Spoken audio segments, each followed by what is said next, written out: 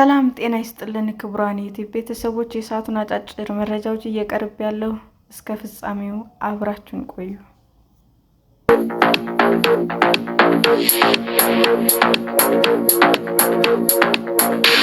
ከ25 ቢሊዮን ዶላር በላይ የሚያስወጣው አዲሱ የአሜሪካ የሚሳኤል መከላከያ አሜሪካ ጎልደን ዶም ስትል የሰየመችው እና የወደፊት የሚሳኤል መቃወሚያ የተባለውን ዲዛይን ይፋ ማድረጓን ፕሬዝዳንት ዶናልድ ትራምፕ አስታወቁ።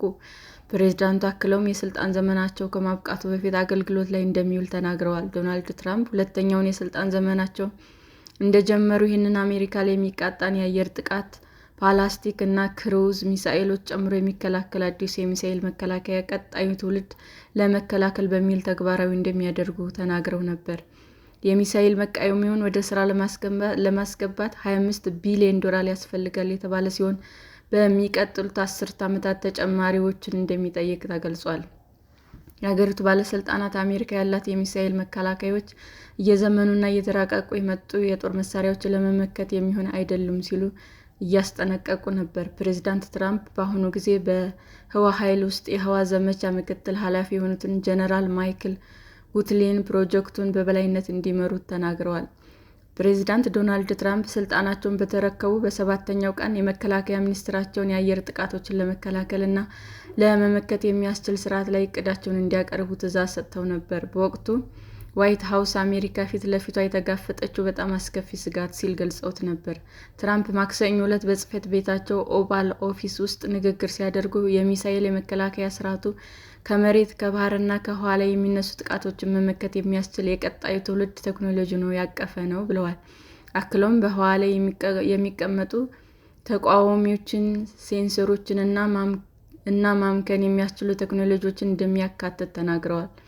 ፕሬዝዳንቱ ካናዳ የስርዓቱ አካል ለመሆን ጥያቄ ማቅረቧንም ተናግረዋል። የካናዳው የመከላከያ ሚኒስትር ቢል ቢሊየር በዚህ ዓመት መጀመሪያ ላይ ዋሽንግተን በጎበኙበት ወቅት ካናዳ በዶም ፕሮጀክት ላይ መሳተፍ ፍላጎት እንዳላት የገለጹ ሲሆን ትርጉም ያለውና የሀገሪቱን ብሔራዊ ጥቅም የሚያስጠብቅ ፕሮጀክት ነው ሲሉ ተናግረዋል።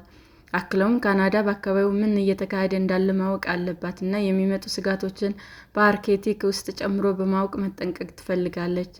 ትራምፕ አክለውም ስርዓቱ ከሌላኛው የዓለም ክፍል እንዲሁም ከጠፈር የሚወነጨፉ ሚሳኤሎችን የማምከን አቅም ይኖረዋል ብለዋል። ስርዓቱ እስራኤል ከ2011 ጀምሮ ሀገሪቱ ሮኬቶችንና ሚሳኤሎችን ለማምከን እየተጠቀመችበት ያለውን አይረን ዶም በከፊል መነሻ የሚያደርግ ነው።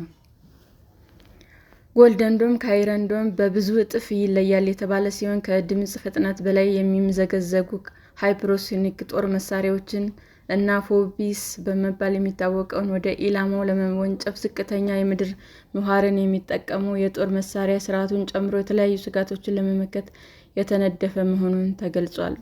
ከዚህም በተጨማሪ የሚሳኤል አይረን ከጠፈር ሊክ የሚችል አቅም እንደሚኖረውም ተገልጿል። ሊልቅ የሚችል አቅም እንደሚኖረውም ተገልጿል። ትራምፕ ሁሉም ከአየር ላይ ይመታሉ ካሉ በኋላ የውጤታማነቱ መጠኑ ለ100% እጅግ በጣም ቅርብ ነው ብለዋል። የአሜሪካ ባለስልጣናት ቀደም ሲል እንደተናገሩት ጎልደን ዶም ዩናይትድ ስቴትስ ሚሳኤሎችን በተወነጨፉበት የተለያዩ ደረጃዎች ላይ ትራምፕ ማክሰኞ ዕለት እንዳስታወቁት ፕሮግራሙን ለመጀመሪያ ጊዜ የ25 ቢሊዮን ዶላር መነሻ ኢንቨስትመንት የሚያስፈልገው ሲሆን በጊዜ ሂደት እስከ 175 ቢሊዮን ዶላር ያስወጣል። የኮንግረሱ በጀት ቢሮ ግን መንግስት ከ20 ዓመታት በላይ ለሚዘልቅ ጊዜ እስከ 542 ቢሊዮን ዶላር የሚደርስ ተጨማሪ ወጪን በህዋ ላይ በተመሰረቱ የስርዓቱ ክፍሎች ላይ ብቻ እንደሚያወጣ ገምቷል። የፔንታጎን ባለስልጣናት ነባር ስርዓቶች በሩሲያና በቻይና ከተነደፉ አዲስ የሚሳኤል ቴክኖሎጂ ጋር አብረው እንደሚካሄዱ ለረጅም ጊዜ ሲያስጠነቅቁ ቆይተዋል። ትራምፕ ማክሰኞ ዕለት በኦቫል ኦፊስ በእርግጥ አሁን ያለው ስርዓት የለም ብለዋል። የተወሰኑ ሚሳኤል መከላከያዎች አሉን፣ ነገር ግን ምንም አይነት ስርዓትም የለም። እንደዚህም ያለ ነገር አልነበረም። በመከላከያ ስለላ ኤጀንሲ በቅርቡ የተለቀቀው ሰነድ እንደሚያሳየው ቻይና እና ሩሲያ በአሜሪካ መካከል ውስጥ ያሉትን ክፍተቶች ለመጠቀም በንቃት አዳዲስ ስርዓቶችን እየነደፉ ነው። የሚሳኤል ፉክክሩን በመጠንም ሆነ በቴክኖሎጂ እየሰፋ ይሄዳል ብለዋል።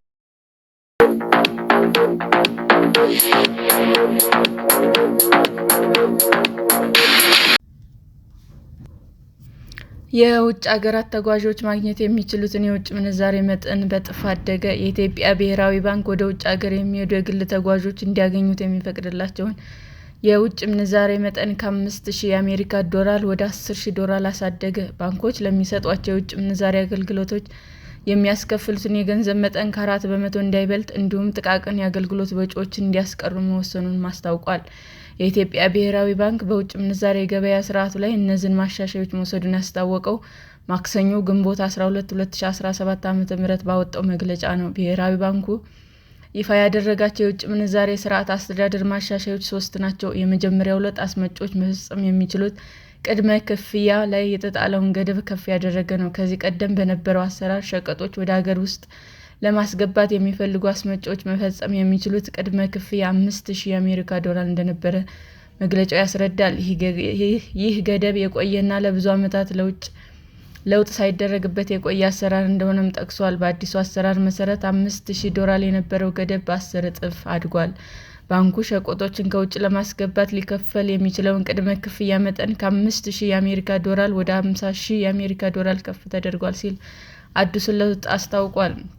ማዕከላዊ ባንኩ ይህን ለውጥ ያደረገው ከአቻ ሀገራት ተሞክሮ በመነሳት እንደሆነ በመግለጫው ላይ ጠቅሷል። ብሔራዊ ባንክ ይፋ ያደረገው ሁለተኛው ለውጥ ወደ ውጭ ሀገራት የሚጓዙ ኢትዮጵያውያን ማግኘት የሚችሉትን የውጭ ምንዛሬ ገንዘብ መጠን የሚመለከት ነው። በዚህኛውም ማሻሻያ የጣለውን ገደብ ከፍ አድርጓል። ከዚህ ቀደም በነበረው አሰራር ላይ ለበዓል፣ ለትምህርት፣ ለሕክምና እና ለሌሎች የግል ጉዳዮች የሚጓዙ ሰዎች ማግኘት የሚችሉትን የውጭ ምንዛሬ መጠን 5,000 የአሜሪካ ዶላር ነበር። ይህንንም የውጭ ምንዛሬ መጠን ገንዘብ ወይም ክፍያ ፈጻሚ ካርድ፣ ዴቢት ካርድ ማግኘት ይችላሉ። የውጭ ምንዛሬ ባንክ ሂሳብ ያላቸው ተጓዦች ደግሞ እስከ 10,000 የአሜሪካ ዶላር ድረስ ማግኘት ተፈቅዶላቸዋል። በተጨማሪም የውጭ ምንዛሬ ባንክ ሂሳብ ያላቸው ተጓዦች በአካውንታቸው ካለው የውጭ ምንዛሬ 10 በመቶውን በክፍያ መፈጸሚያ ካርድ የማግኘት መብት ነበራቸው። ብሔራዊ ባንክ ባደረገው ማሻሻያ ለግል ተጓዦች የሚፈቅደውን የውጭ ምንዛሬ ከ5,000 ዶላር ወደ 10,000 ዶላር ከፍ ማድረጉን አስታውቋል። ቀድሞውንም 10,000 ዶላር ላይ የነበረው የውጭ ምንዛሬ ባንክ ሂሳብ ያላቸው ተጓዦች በጥሬ ገንዘብ ማግኘት የሚችሉትን የውጭ ምንዛሬ ገደብ ለውጥ አልተደረገበትም። ለንግድ ስራ የሚጓዙ መንገደኞች ላይ ተጥሎ የነበረው ገደብ ማሻሻያ ተደርጓል። በነባሩ አሰራር የንግድ ስራ ተጓዦች የሚፈቀድላቸውን የውጭ ምንዛሬ 10,000 ዶላር ነበር። በአዲሱ ማሻሻያ ይህ ገደብ ወደ 15,000 ዶላር አድጓል። በተጨማሪም ብሔራዊ ባንክ የውጭ ምንዛሬ ባንክ ሂሳብ ያላቸው ግለሰቦች በአካውንታቸው ካለው የውጭ ምንዛሬ ውስጥ በክፍያ መፈጸሚያ ካርድ ማግኘት ይችሉ የነበረውን የገንዘብ መጠን ከ10 በመቶ ወደ 20 በመቶ አሳድጓል። ባንኩ ለውጭ ተጓዦች በሚፈቅደው የውጭ ምንዛሬ ገደብ ላይ ለውጥ ያደረገው ለተጓዦች ምቹ ሁኔታ ለመፍጠር ሲባል እንደሆነም ገልጿል። ሶስተኛው የብሔራዊ ባንክ ማሻሻያ የባንኮች የውጭ ምንዛሬ ክፍያዎች ስርዓት ማስያዝን የሚመለከት እንደሆነ በመግለጫው ላይ ሰፍሯል። ብሔራዊ ባንክ ባንኮች ለውጭ ምንዛሬ አገልግሎት የሚያስከፍሏቸው ወጪዎች ተወዳዳሪነት፣ ግልጽነት እና ምቹነት ታሳቢ ያደረገ እንደሆነም እንደሚያበረታታ ገልጿል። ይህንን የሚያደርገው በሀገሪቱ የሚሰራባቸው ከውጭ ምንዛሬ ጋር የተያያዙ አስተዳደራዊ ክፍያዎች ከዓለም አቀፍ ሁኔታዎች ጋር ለማጣጣም ሲባል እንደሆነም አስረድቷል። በዚህ መሰረት ባንኮች ከገቢ ንግድ፣ ከአገልግሎት ክፍያ ወይም ጥሬ ገንዘብ ጋር በተያያዘ ለውጭ ምንዛሬ የሚያስከፍሏቸው ማናቸውም አስተዳደራዊ ወጪዎችና ክፍያዎች ከ4 በመቶ እንዳይበልጡ መወሰኑንም አስታውቋል። ይህ ውሳኔ ከሚቀጥለው ሳምንት ሰኞ ግንቦት 18 2017 ዓ.ም ጀምሮ ተግባራዊ እንደሚሆንም ገልጿል። በተጨማሪም ባንኮች ከውጭ ምንዛሬ አገልግሎት ጋር በተያያዘ የሚያስከፍሏቸውን የተለያዩ ተጨማሪና ጥቃቅን የአገልግሎት ወጪዎች እንዲያስቀሩ መመሪያ ማስተላለፉንም ይፋ አድርጓል። ባንኩ ይህንን መመሪያ ያስተላለፈው ከውጭ ምንዛሬ ጋር የተያያዙ አስተዳደራዊ ወጪዎች ለተጠቃሚዎች ግልጽ እና ቀላል መሆናቸውን ለማረጋገጥ እንደሆነም ጠቅሷል። በተጨማሪም ይህን ግልጸኝነት ለማረጋገጥ ሲባል ከሰኔ 2017 ዓ.ም ጀምሮ ባንኮች ከውጭ ምንዛሬ ግብይት ጋር በተያያዘ የሚያስከፍሏቸውን አስተዳደራዊ ክፍያዎች በድረ-ገጹ በመደበኛነት ለሕዝቡ ይፋ እንደሚያደርግ አስታውቋል። ካለፈው ዓመት ሐምሌ ወር ጀምሮ ገበያ መር የውጭ ምንዛሬ ፖሊሲን እየተገበረ ያለው ብሔራዊ ባንክ ይህ እርምጃ አዎንታዊ ውጤቶችን ማስገኘቱን በዛሬው መግለጫ ላይ አስፍሯል። በውጭ ምንዛሬ አስተዳደር ስርዓቱ ላይ የተደረጉ ማሻሻያዎች የሸቀጦች ወጪ ንግድ በእጥፍ እንዲጨምር፣ የአገልግሎትና የሐዋላ ገበያ በከፍተኛ መጠን እንዲያድግም እንዲሁ የግልና የመንግስት ካፒታል ፍሰት እንዲሻሻል ትልቅ አስተዋጽኦ ማድረጋቸውንም ገልጿል። ከዚህም የተነሳ የንግድ ባንኮችና ብሔራዊ ባንክ የውጭ ምንዛሬ መጠባበቂያ ክምችት ከመቼውም ጊዜ በላይ አድጓል ብሏል። ብሔራዊ ባንክ አሁን ይፋ የተደረጉ ማሻሻያዎችን የሀገሪቱን የፋይናንስ ደንበኞችና የግሉን ዘርፍ መሰረታዊ ፍላጎቶች የሚያሟላ የውጭ ምንዛሬ ገበያ ለመፍጠር ይረዳሉ ብሎ በጽኑ እንደሚያምንም ገልጿል።